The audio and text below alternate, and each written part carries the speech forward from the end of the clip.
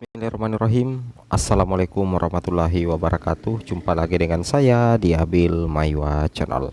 Jadi teman-teman, channel ini merupakan channel pendidikan tempat kita berbagi tentang aplikasi pendidikan, Microsoft Office, serta tips dan triks komputer. Jadi pada video kali ini teman-teman ya, kembali lagi admin akan mencoba mengupdate ya informasi terbaru seputar perkembangan P3K Guru formasi tahun 2023. Yang mana yang akan kami bahas di sini adalah nilai maksimal 450 kompetensi teknis bisa dikunci P2 dan P3 ya. Asalkan P2 dan P3 wajib penuhi syarat ini. Artinya apa lagi teman-teman? Artinya P2 dan P3 itu berpotensi mendapatkan nilai tertinggi seperti itu teman-teman ya. Itu yang harus teman-teman pahami. Tapi sebelum kita lanjut ya teman-teman, bagi rekan-rekan guru yang baru pertama kali menemukan channel ini, jangan lupa tekan tombol subscribe-nya dan aktifkan lonceng notifikasinya agar setiap hari Bapak Ibu bisa mendapatkan update informasi terbaru seputar perkembangan P3K Guru formasi tahun 2023. Seperti itu kira-kira teman-teman ya. Langsung saja kita tuduh poin ya, kira-kira nilai maksimal kompetensi teknis dikunci P2 P3 syarat apa yang harus dipenuhi teman-teman ya. Langsung saja teman-teman kita tuduh poin ke informasinya. Kita langsung berada di file mekanisme seleksi guru P3K tahun 2023. Kita geser-geser dulu teman-teman ya. Oke, kita geser-geser dulu. Nah, kita masuk dulu di sini teman-teman ya. Yang mana untuk mekanisme seleksi P3K guru tahun 2023 itu ada dua teman-teman ya, mekanisme penempatan dan kemudian seleksi menggunakan CAT. Nah, nanti P2 kemudian P3 P4 itu bisa mengikuti mekanisme seleksi CAT setelah penempatan P1. Kenapa setelah penempatan P1? Karena kita akan melihat berapa jumlah formasi yang tersisa setelah penempatan P1.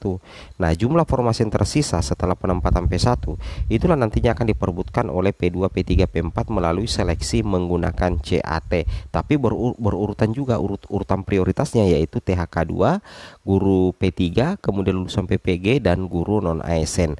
Ditambah juga wawancara teman-teman ya. Nah, penentu kelulusan tuh P2, P3, P4, P2 dan P3 itu adalah berdasarkan nilai ranking tertinggi dan ketersediaan kebutuhan sekolah. Nah, sedangkan kalau pelamar umum, penentu kelulusannya itu berdasarkan nilai ranking tertinggi dari pelamar yang memenuhi nilai ambang batas sesuai dengan sisa formasi yang tersisa. Nah, yang membedakan antara P2 P3 dengan pelamar umum, kalau penentu kelulusan P2 dan P3 itu berdasarkan sistem nilai ranking tertinggi. Sedangkan kalau P2 P4 itu berdasarkan nilai ranking tertinggi yang memenuhi nilai ambang batas. Jadi P2 dan P3 nilai plusnya itu tidak mengikuti nilai ambang batas. Teman-temannya tidak menggunakan nilai ambang batas. Itu sih kabar baiknya sih menurut admin pribadi ya teman-teman ya. Seperti itu kira-kira. Nah, kemudian kita langsung lanjut lagi ke bawah. Teman-teman perlu ketahui juga bahwasanya untuk penempatan nanti jangan heran ya bahwasanya tidak ada lagi nama-nama sekolah. Karena kenapa? Karena formasi itu seluruhnya ada pada dinas pendidikan.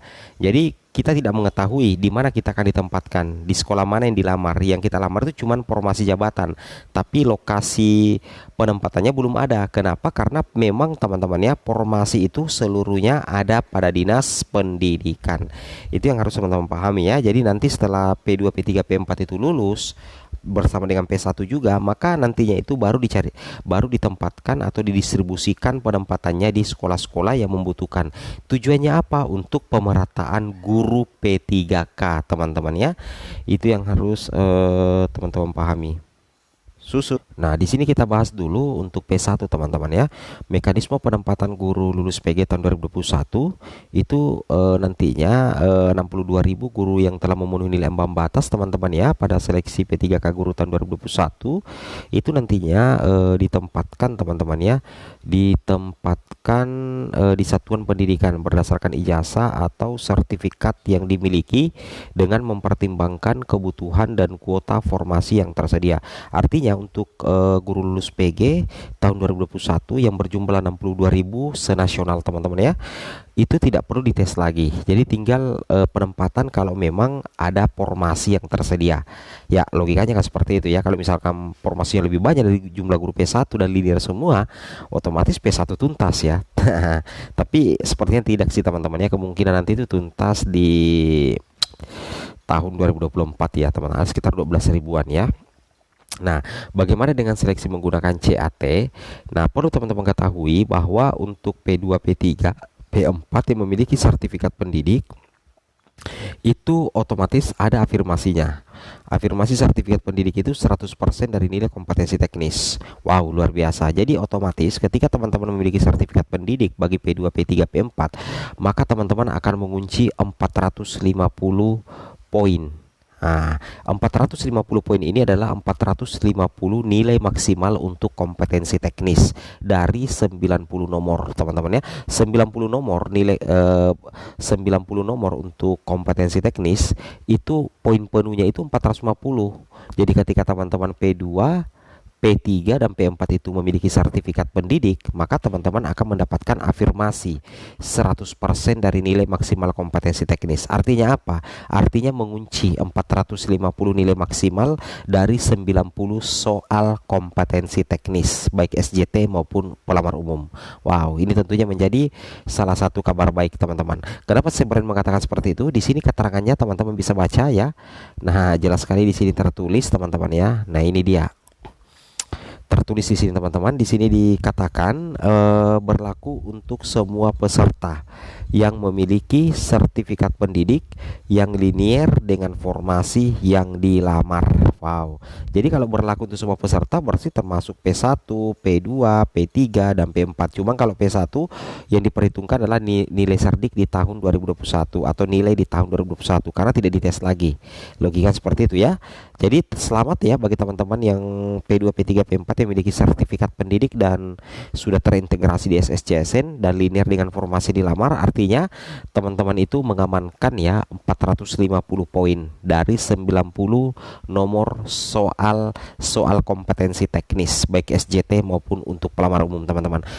Nah, mungkin ada yang bertanya buktinya mana Bang? Nah, kita coba cek buktinya di Kepmenpan RB nomor 649. Nah, kita cek dulu langsung ya di Kepmenpan RB ya nomor 649 terkait dengan apa ya mekanisme seleksi pegawai pemerintah dengan perjanjian kerja untuk jabatan fungsional guru pada instansi daerah tahun anggaran 2023. Ya, di sini kita bisa lihat bukti konkretnya teman-teman apa yang admin katakan barusan. Kita coba cari-cari dulu ya. Di bagian sini kayaknya. Jangan di skip dulu videonya, ditonton sampai habis ya. Di sini, nah ini dia. Berada di diktum ke-25 ya, ada di diktum ke-25 teman-teman ya. Di sini katakan di diktum ke-25 jumlah keseluruhan soal seleksi kompetensi dan wawancara adalah 145. Nah, dengan rincian poin A, seleksi kompetensi teknis itu berjumlah 90 butir soal. Jadi ada 90 nomor soal-soal seleksi kompetensi teknis yang akan teman-teman kerjakan. Nah, kemudian di sini kalau kita perhatikan nilai kumulatif paling tinggi untuk seleksi kompetensi dan wawancara adalah 670 kan teman-teman ya, 170. Nah, 450 itu untuk seleksi kompetensi teknis. Artinya apa ya di diktum ke-27?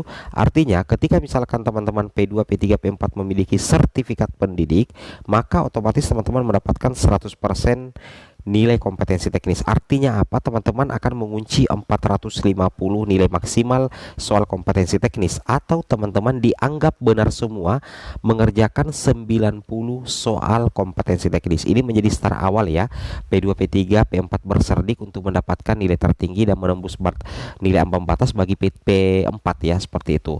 Oke ya, saya rasa sangat jelas ya apa yang admin katakan ya. Semoga bermanfaat. Assalamualaikum warahmatullahi wabarakatuh.